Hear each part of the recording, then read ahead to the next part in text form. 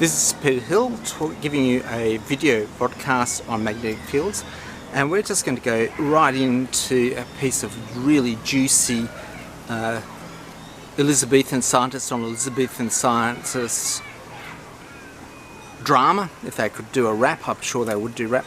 The two Elizabethan scientists I want to put up against each other is Dr. Gilbert, who we've discussed earlier, looked at magnetic fields and presented his balls to Queen Elizabeth and showed that the Earth was indeed a giant magnet. I've got to go right back and discuss about how the Vikings wouldn't have liked that at all.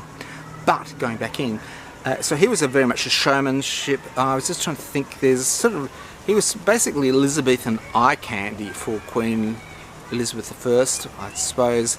A doctor, physician, so you've got, being a physician, that's your passport in. Oh, I've got a sort of plague here, or I need a bit more lead oxide to stuff in my pocket, my smallpox marks. I'll provide it for you. So is there, and I was just really trying to go, it wasn't the Carl Sagan. We've got someone else. I really wish I could remember what he is. It wasn't David Attenborough. Of that style, you wouldn't say a great scientist. He was a great communicator.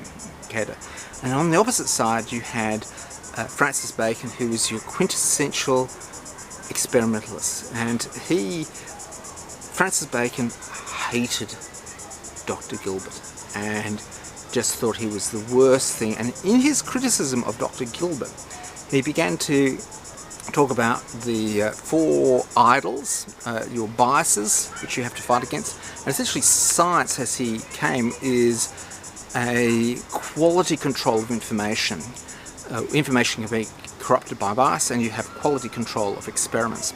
And Francis Bacon then, and I do say so, Shakespeare died. Important point, Shakespeare died.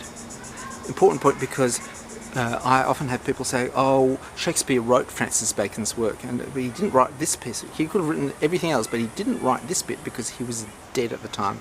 He wrote New Atlantis, which is a science, reality, fantasy, religious fiction of a great southern land, Australia, around the other side of South America, where these religious people had gone, and they had decided to live a scientific life. And they described the scientific life where they did experiments, discussed experiments, had things, and God said, be experimentalists, and this is how you do it, and we form hypotheses. So a hypothesis is induction.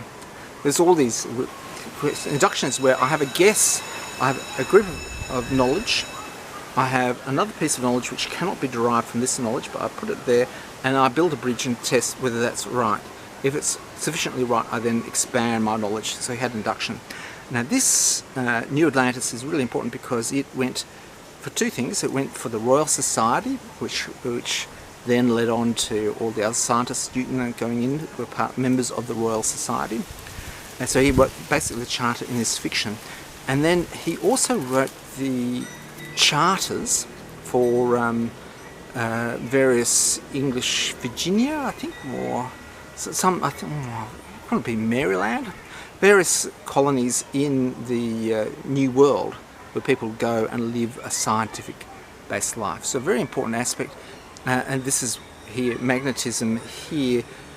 Something is very obvious, and because people had fundamental suspicion of it, it led, or not suspicion, anger at someone being able to pick up something up and go across. So that's a really great little story.